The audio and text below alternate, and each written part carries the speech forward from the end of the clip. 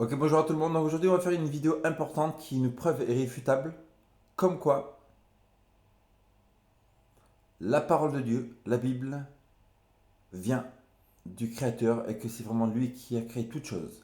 On trouve ça dans Daniel chapitre 2. Donc si on va dans Wikipédia, on met Wikipédia, livre de Daniel, Wikipédia, livre de Daniel, on voit que ce livre a vraiment la date qui nous est dite dans la parole de Dieu. Car la Bible dit bien que ce livre a été écrit en 650 ans avant Jésus-Christ. 650 ans avant Jésus-Christ, donc vraiment ce livre de Daniel a été écrit à l'époque de Babylone. Pourquoi cela est important dans cette étude? Père Céleste, je prie qu'on puisse comprendre ta parole et discerner, bénis tous ceux qui écoutent, qui prospèrent financièrement, émotionnellement, socialement et spirituellement. Au nom de Jésus, Amen. Livre de Daniel, donc c'est un livre qui se trouve dans l'Ancien Testament. C'est un des prophètes, comme on appelle, mineurs. Non pas qu'il soit mineur en importance, mais il est mineur dans sa longueur. Parce qu'il n'a que 12 chapitres, n'est-ce pas? Comparé au livre de Ézéchiel, Jérémie, etc., qui ont facilement 50 chapitres. Dans le livre de Daniel, on a dans le chapitre 2 de Daniel. Attends, je vais mettre là qu'il n'y a pas assez de lumière. Le livre de Daniel, donc l'important c'est de vérifier quelle est la date de ce livre. Pourquoi? Pourquoi c'est important de vérifier la date de ce livre? Parce que ce chapitre 2 de Daniel va nous donner tout le futur de l'histoire de la Terre. Pas tout le futur de l'histoire de la Terre. Donc c'est important de savoir que ce livre a été écrit avant les événements et non après les événements. Si le livre de Daniel a été écrit avant les événements, ça veut dire que ce livre ne peut venir que de Dieu. Parce que seulement Dieu peut vous dire ce qui va se passer dans 100 ans, 300 ans, 400 ans, 1000 ans dans le futur.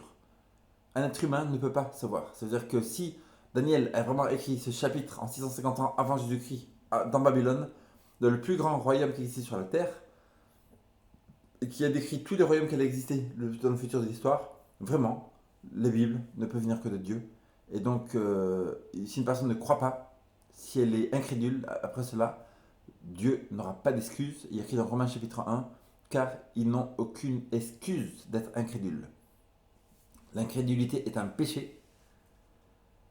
L'incrédulité est un péché et Dieu n'excusera pas une personne qui est incrédule malgré avoir toutes les évidences comme quoi la Bible est la parole de Dieu.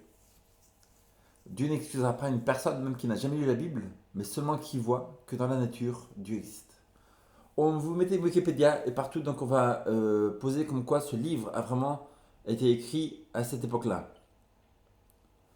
Le livre décrit les événements se déroulant de la captivité du peuple juif sous Nabuchodonosor II, le roi de Babylone, entre 605 et 562.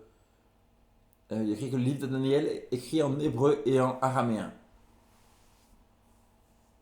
Donc, en hébreu et araméen. En fait, je vais mettre ça en anglais. Pourquoi? Parce que pratiquement dans toutes les informations en français, c'est totalement corrompu par l'évolution et pour les gens qui essayent de changer les choses. Donc ici, il y a écrit en anglais, ça parle du premier au sixième chapitre qui sont plutôt historiques et le septième au deuxième qui sont plutôt prophétiques. Ça parle que ça a été fait à Susa.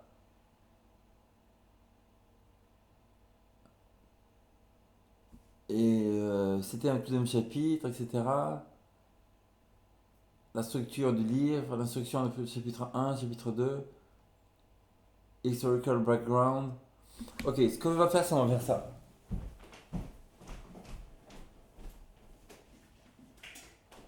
Parce qu'on voit qu'il y a beaucoup de fausses informations sur Internet, n'est-ce pas?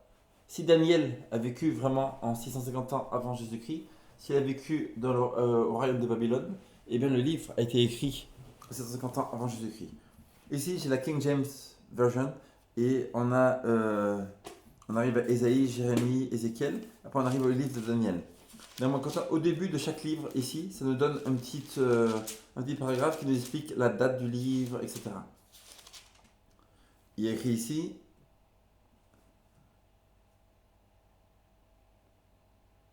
La date du livre date de 650 ans avant Jésus-Christ. Daniel was a nobleman of Israel, etc. Donc il a écrit ce livre en captivité à Babylone. Il a écrit ce livre en captivité à Babylone. Donc on sait très bien que ce livre a la date qui nous dit. Et on va dans Bible Gateway, on va dans Daniel chapitre 2, Daniel 2, on met en français. Que s'est-il passé? Donc voilà. Les Juifs ont désobéi à Dieu en tant que peuple, donc Dieu les a punis. Il a prophétisé ça dans Jérémie. Et Jérémie nous a dit que vous serez en captivité pendant 70 ans.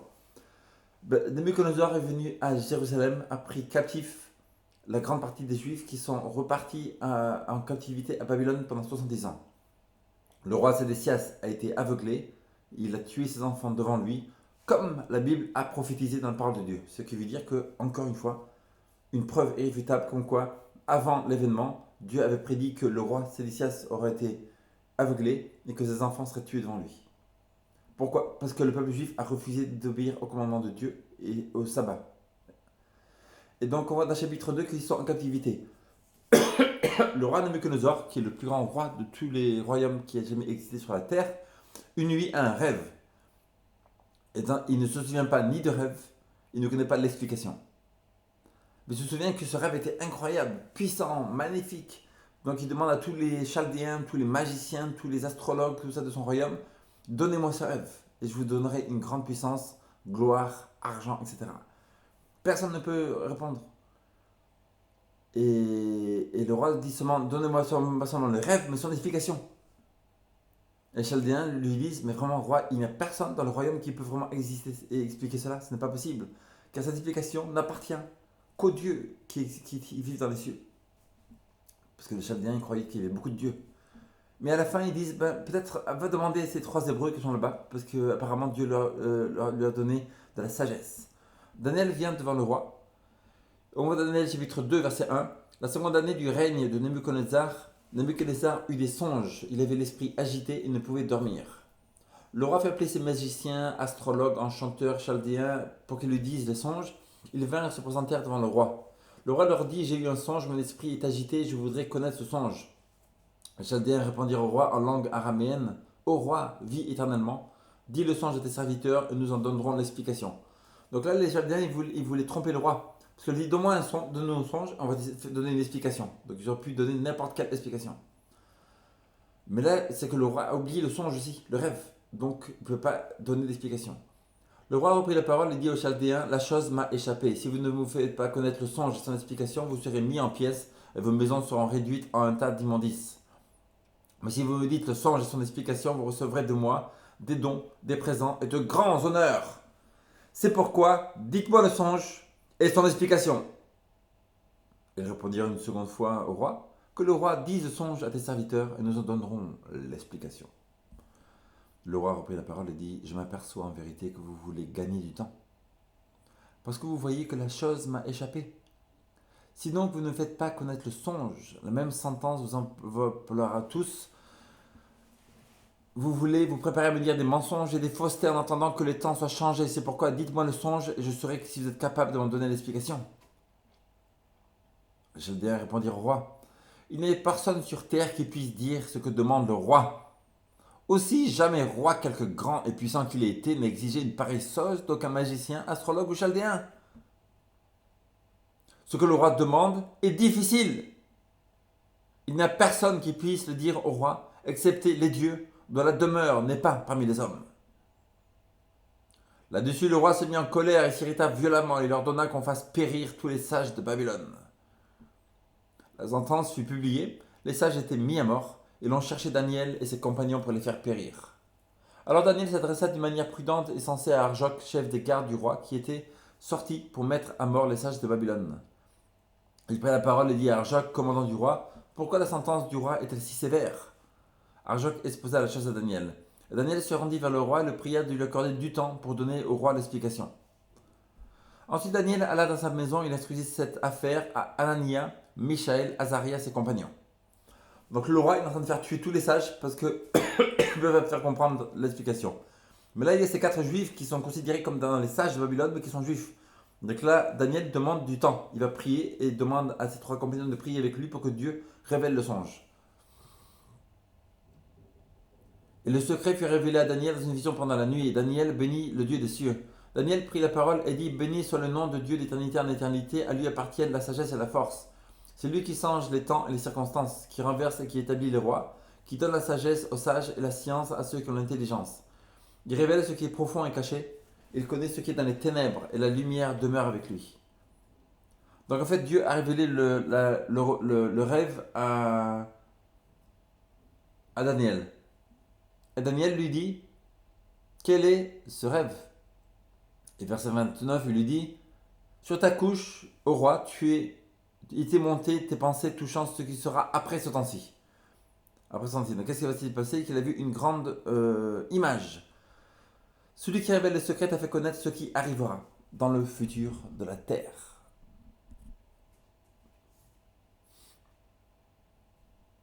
Sur ta couche, ô roi, il t'est monté des pensées, ce qui sera après ces temps-ci. Tu regardais et tu voyais une grande statue. Sa statue était immense et d'une splendeur extraordinaire. Elle était debout devant toi et son aspect était terrible. Voici la statue. Le roi Nabuchodonosor a vu une statue incroyable devant lui, avec la tête qui est en or, les bras et la poitrine argent, le bassin de bronze, les jambes de fer et les pieds moitié fer, moitié argile. Normalement après il voit une pierre qui va très vite, qui tombe sur la statue et qui détruit toute cette statue. Une pierre qui vient d'une très grande vitesse frappe cette grande statue de 4 métaux et la détruit totalement. Quelle est la question suivante? La question suivante c'est: mais qu'est-ce que ça veut dire ce rêve? Donc une grande statue, qu'est-ce que ça veut bien dire? Qu'est-ce que ça veut dire? C'est un peu étrange, non? Et donc voilà, l'explication se trouve dans le Daniel chapitre 2, verset 38. Il a remis entre tes mains, Dieu a remis entre tes mains, en quelques lieux qu'ils habitent, les enfants des hommes, les bêtes des champs et les oiseaux du ciel. Il t'a fait dominer sur eux tous, et c'est toi qui es la tête en or. Une grande statue, tête en or, argent, bronze, fer, les pieds, moitié fer, moitié argile. Une pierre vient, frappe sur la statue, détruit toute la statue. Qu'est-ce que ça veut dire? Daniel nous dit: Toi, Nabuchodonosor, avec qui je suis en train de parler, tu es la tête en or. Donc l'explication, c'est pas difficile, ça veut dire que si la tête en or c'est Babylone, ça veut dire que ces différents métaux sont différents royaumes, différents pays. Tu es la tête en or. Et après il écrit: Après toi s'élèvera un autre royaume, moindre que le tien, puis un troisième royaume qui sera d'airain et qui dominera sur toute la terre. Il y aura un quatrième royaume fort comme du fer, de même que le fer brise et rompt tout, et il brisera, rompt tout comme le fer qui met tout en pièces. Et comme tu as vu les pieds et les orteils en partie d'argile, de potier et en partie de fer, ce royaume sera divisé, mais il y aura en lui quelque chose de la force du fer parce que tu as vu le fer mêlé avec l'argile. Et comme les doigts de pied étaient en partie de fer et en partie d'argile, ce royaume sera en partie fort et en partie fragile.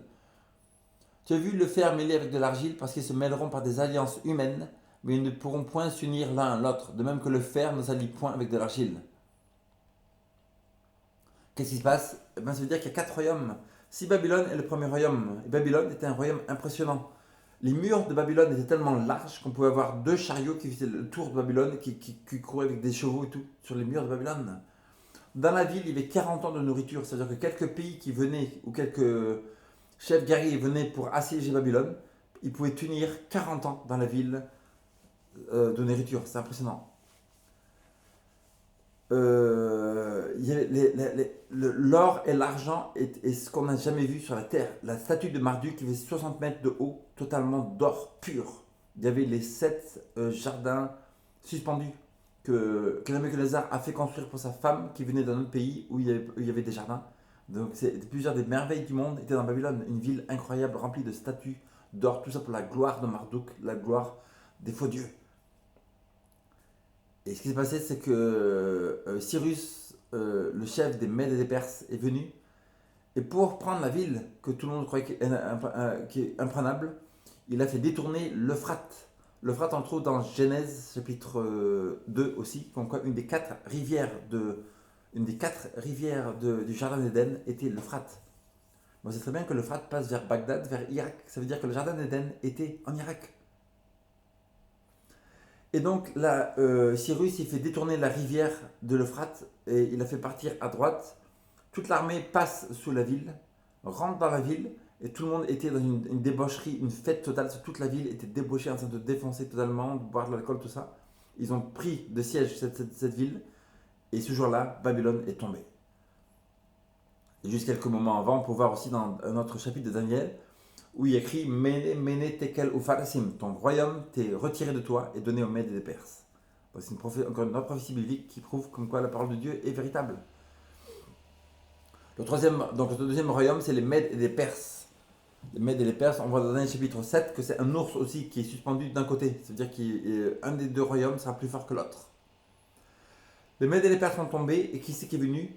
C'est l'argent ici.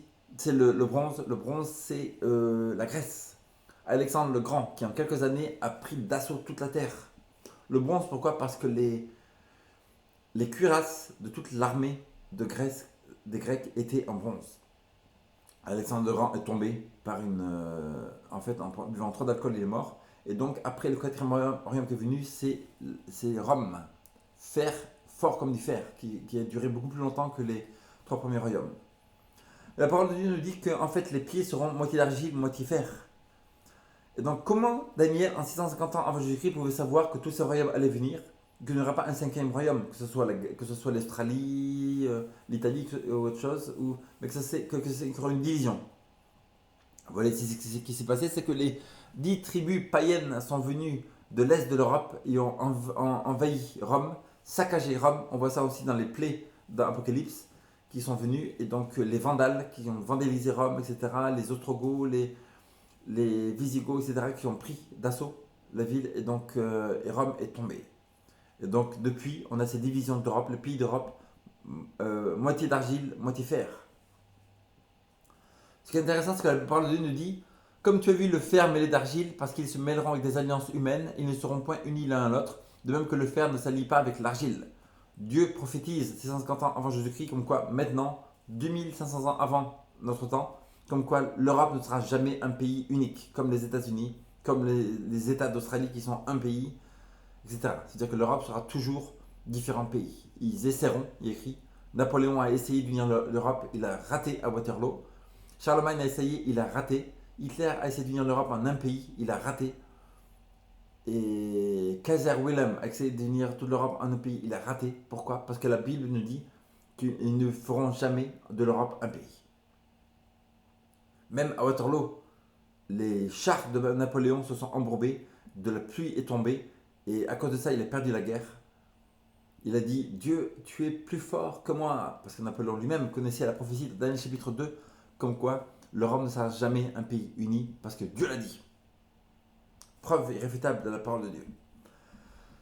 Qu'est-ce qui se passe après? Il y a écrit que dans les temps de ces rois, dans les temps des pays d'Europe, le Dieu des cieux suscitera un royaume qui ne sera jamais détruit et qui ne passera point sous la domination d'un autre peuple. Il brisera et anéantira tous ces royaumes-là et lui-même subsistera éternellement. C'est-à-dire que dans le temps de maintenant, dans les pays d'Europe, ça veut dire que Dieu, une pierre, Dieu va susciter son royaume maintenant quand les pays d'Europe existent. C'est ce qu'indique la pierre que tu as vue se détacher sur la montagne sans le secours d'aucune main et qui a brisé le fer, l'airain, l'argile, l'argent et l'or. Le grand Dieu a fait connaître au roi ce qui doit arriver après cela. Le songe est véritable et son explication est certaine. La pierre qui vient, elle vient frapper tous les royaumes du monde et Dieu suscite un nouveau royaume éternel pour ceux qui ont cru dans sa parole, qui ont accepté Jésus-Christ comme leur sauveur, comme Dieu Tout-Puissant, comme le Père, comme le Saint-Esprit, et donc qui ont accepté le message des trois anges. Ils vivront pour toujours au paradis. La parole de Dieu nous le dit, c'est pas moi. Que vous croyez, que vous ne croyez pas, c'est pas le problème de Dieu. Dieu vous donne la vérité, vous ne l'acceptez pas, vous serez rejeté en tant qu'incrédule, car l'incrédulité est un péché. C'est pas une L'incrédulité, c'est pas un trait de noblesse, quoi que ce soit. C'est de l'incrédulité, c'est un péché. Parce que Dieu vous donne les évidences pures et certaines comme quoi il existe, vous ne croyez pas, Dieu ne peut rien faire après ça. Verset 46. Alors le roi Nebuchadnezzar tomba sur la face, se prosterna devant Daniel et il ordonna qu'on lui offrit des sacrifices et des parfums. Le roi adressa la parole à Daniel et dit: En vérité, votre Dieu est le Dieu des dieux et le Seigneur des rois. Il révèle les secrets puisqu'il a pu te découvrir ce secret. Ensuite le roi éleva Daniel et il lui fit de nombreux et riches présents. Il lui donna le commandement de toutes les provinces de Babylone et l'établit chef suprême sur tous les sages de Babylone. Daniel pria le roi de remettre l'intendance de la province de Babylone à Shadrach, Meshach et Abednego, ces trois amis qui étaient pris captifs de Babylone, de Jérusalem. Et Daniel était à la cour du roi. Après cela, en fait, on a vu que Daniel est largement glorifié. Il devient un des plus grands intendants de Babylone. Et il va partout, à gauche, à droite de Babylone, pour gérer les affaires du roi. Car le roi a vu qu'il avait beaucoup de sagesse. On prouve en fait par cette prophétie aussi que Dieu peut élever quelqu'un qui est dans une station humble, n'est-ce pas? C'est Dieu qui choisit d'élever, c'est Dieu qui choisit de baisser une personne. Si quelqu'un est roi, président, chef d'entreprise, millionnaire, musicien, acteur, tout ça, qui est les grandes choses de cette terre, n'est-ce pas? Ça vient de Dieu, ça ne vient de nulle part d'autre, n'est-ce pas? C'est à personne qui choisit sa position dans la vie. C'est-à-dire que c'est Dieu, et Dieu, d'un jour au lendemain, peut humilier les personnes. Vous allez lire plus tard que Nebuchadnezzar était très fier après même avoir cru en Dieu. Et donc Dieu a pu l'humilier pendant 7 années pour lui prouver que c'est lui qui dirige et non pas, c'est pas lui qui s'est mis cette position, c'est Dieu qui lui a donné tous les pouvoirs. Dieu peut élever et Dieu peut humilier. Et Ellen G. White nous dit bien que Dieu travaille tous les jours pour humilier la fierté humaine. Les gens qui se croient quelque chose et qui ne sont rien, car tout vient de Dieu. Argent, pouvoir, etc. Les gens, les amis que vous avez, tout vient de Dieu. Donc, si vous ne reconnaissez pas ça, Dieu va vous humilier. Et si vous voulez jouer avec Dieu, vous savez que vous allez perdre, n'est-ce pas? Vous pensez que vous êtes plus fort? Eh bien, faites le test. Faites le test pour savoir si Dieu est plus fort que vous. Et vous verrez bien que le test sera perdu. Vous croyez que vous êtes plus fort. Nous nous demandons maintenant, Père Céleste, je prie que tu demandes, que tu montres à tous les gens qui sont fiers partout, que tu humilies la fierté humaine et que tu leur montres que toi, tu as tout. Et que tout vient de toi et non pas des êtres humains. Père Céleste, aide-nous à comprendre tes prophéties. Merci pour ta parole. Merci pour cette preuve irréfutable comme quoi ta Bible, la parole de Dieu est véridique. Car on a cette prophétie qui date de 650 ans avant Jésus-Christ qui nous donne tout le futur de l'histoire de la terre. Gloire à toi, Père Céleste. Merci, au nom de Jésus.